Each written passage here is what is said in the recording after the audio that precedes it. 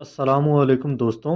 18ویں صدی عیسوی کے آخر سے فرانس میں ایک خوفناک طوفان نمودار ہوا جسے دنیا نپولین بوناپارٹ کے نام سے جانتی ہے، جس نے دیکھتے ہی دیکھتے یورپ کی بہت ساری سلطنتوں کو درہم برہم کر ڈالا، یہاں تک کہ بچوں اور عورتوں کو بھی خون میں نہلا دیا۔ یہ ایک عظیم فاتح تو تھا ہی، مگر ایک ظالم اور جابر انسان کے طور پر اس کا ذکر زیادہ ملتا ہے۔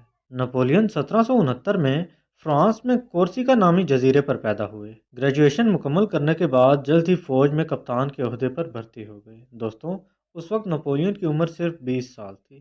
1794 عیسوی میں نپولین نے اٹلی کے محاذ پر ایسے زبردست کارنامے سر انجام دیے کہ آپ کو ایک اعلیٰ پائے کا فوجی جرنیل مانا جانے لگا۔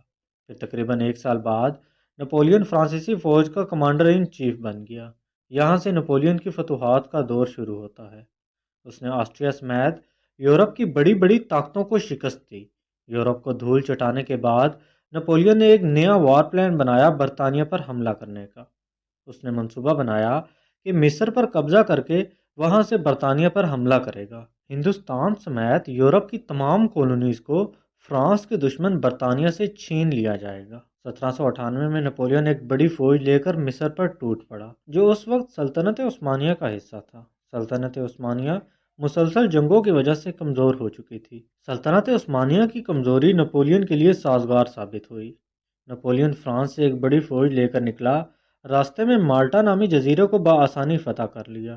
یہاں سے نپولین اسکندریہ یعنی الیگزینڈریا کا رخ کرتا ہے اور صرف ایک ہی دن میں اسے فتح کر لیتا ہے۔ 6 دن قیام کے بعد نپولین ایک دشوار گزار صحرا سے ہوتا ہوا مصر کے دارالحکومت کائرو جا پہنچا۔ مصر کی فوج نے مزاحمت تو کی، مگر نپولین ایک بہت ہی طاقتور جرنیل تھا۔ جب نپولین کائرہ کو فتح کرنے میں مصروف تھا، عین اس وقت برطانیہ نے حالات سے فائدہ اٹھاتے ہوئے اپنی فوج الیگزینڈریا بھیج کر نپولین کی بحری بیڑے کو تباہ کر دیا۔ اب اس کے پاس مصر میں قیام کرنے کے علاوہ کوئی چارہ نہ تھا۔ اس نے مصر پر حکومت شروع کر دی اور سخت قوانین کا نفاذ کیا۔ جو بھی اس کے خلاف کچھ بولتا وہ قتل کر دیا جاتا۔ نپولین نے مسلمانوں کے ساتھ ایک کھیل بھی کھیلا۔ نپولین نے اعلان کیا کہ وہ اسلام کا ہمدرد ہے اور وہ ترکوں سے بھی زیادہ اللہ اور اس کے رسول کا احترام کرتا ہے۔ نپولین نے علماء قاہرہ سے ایک فتویٰ جاری کروایا۔ اس فتوے میں لاکھوں مسلمانوں کا قاتل نپولین اسلام کا خیر خواہ اور مصر کا سچا سلطان کہا گیا، لیکن پھر بھی مصر کے مسلمانوں کے دلوں میں جگہ بنانے میں ناکام رہا۔ 21 اکتوبر 1798 کو نپولین کے خلاف مصر میں بغاوت شروع ہو گئی۔ بہت سارے فرانسیسی فوجی مارے گئے۔ اب کیا ہونا تھا؟ نپولین نے اپنا اصل چہرہ دکھایا۔ قاہرہ میں بچوں، عورتوں سمیت ہزاروں لوگوں کا قتل کیا۔ دوستوں، ایک بات یاد رکھیے کہ یہ سب کچھ سلطنت عثمانیہ کے دور میں ہو رہا تھا، مگر وہ اس قدر کمزور ہو چکی تھی کہ نپولین کے سامنے نہ آ سکی۔ یہ ان دنوں کی بات ہے جب ہندوستان پر انگریزوں کے مکمل قبضے کے خلاف مرد مجاہد ٹیپو سلطان ایک چٹان بنے ہوئے تھے۔ انگریزوں کو جب خبر ملی کہ ٹیپو اور نپولین کے درمیان تعلقات استوار ہو رہے ہیں اور نپولین کسی بھی وقت ٹیپو کی مدد کو آ سکتا ہے، تو انگریزوں نے سلطنت عثمانیہ کی مدد کرتے ہوئے اسے فرانس کے خلاف جنگ پر ابھارا۔ چنانچہ سلطان سلیم ثالث نے انگریزی بحری بیڑے کی مدد سے فرانسیسیوں پر حملہ کرنے مصطفیٰ پاشا کو روانہ کیا، لیکن فرانسیسیوں نے اس مشترکہ فوج کو عبرتناک شکست دی اور پھر مصر کے ساتھ ساتھ ملک شام یعنی سیریا پر حملہ کر دیا اور اس کے کئی علاقے اپنے قبضے میں کر لیے۔ اس دوران نپولین کو فرانس سے اہم خبریں ملی کہ اس کا فرانس لوٹنا ضروری ہو گیا۔ اب نپولین کیلبر نامی جرنیل کو اپنا قائم مقام بنا کر فرانس روانہ ہوا۔ بعد ازاں سلطنت عثمانیہ نے انگریزی افواج کی مدد سے مصر کو دوبارہ فتح کر لیا۔ کچھ عرصے بعد نپولین اور سلطنت عثمانیہ میں معاہدہ ہوا، جس کی روح سے نپولین نے مصر پر عثمانیوں کی حکومت تسلیم کر لی۔ مصر سے واپسی پر نپولین فرانس کا شہنشاہ بنا اور اگلے ہی برس برطانیہ، روس اور آسٹریا سے بیک وقت نبر آزما ہوا۔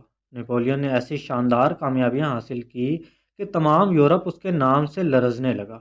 اس کی بڑھتی ہوئی طاقت دیکھ کر سارا یورپ اس کے خلاف ہتھیار بند ہو گیا، لیکن نپولین نے کبھی کسی کو نہ بخشا اور یورپ کے ہر ملک کو اس کے خلاف اٹھنے کی قیمت چکانا پڑی۔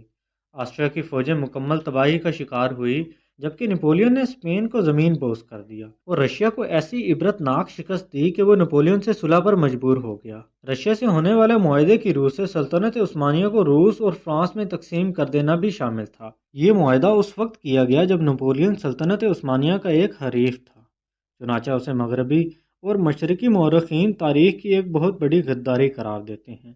1811 میں نپولین اپنے عروج پر تھا اور ساری دنیا اس سے خوف زدہ تھی۔ روس کے معاہدے سے ناراض ہو کر نپولین ایک بڑی فوج لے کر روس میں داخل ہو گیا۔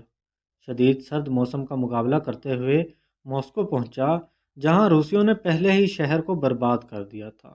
یہاں سے نپولین مایوس لوٹا۔ واپسی پر شدید سرد موسم کی وجہ سے لاکھوں سپاہی ہلاک ہو گئے۔ اس سے فائدہ اٹھاتے ہوئے یورپی ممالک نے مل کر فرانس پر حملہ کیا اور نپولین کو البا نامی ایک جزیرے پر نظر بند کر دیا گیا۔ نپولین، جس کی فطرت میں جنگ و جدل تھا، اس معاہدے پر قائم نہ رہ سکا اور 1815 میں واپس فرانس لوٹ آیا۔ اب یورپی اتحادی افواج اور نپولین کے درمیان واٹرلو کا آخری اور تاریخی معرکہ ہوا۔ اس میں نپولین کو شکست کا سامنا کرنا پڑا اور اسے گرفتار کر کے سینٹ ہیلنا کے ایک جزیرے میں قید کر دیا گیا، جہاں 6 برس تک قید برداشت کرنے کے بعد نپولین اس دنیا سے رخصت ہو گیا۔ دوستوں، امید کرتا ہوں آپ کو میری ویڈیو پسند آئی ہوگی۔ مزید ایسی انفارمیٹیو ویڈیوز کے لیے میرا چینل معلومات سبسکرائب کریں۔ ملتے ہیں اگلی ویڈیو میں، تب تک کے لیے اللہ حافظ۔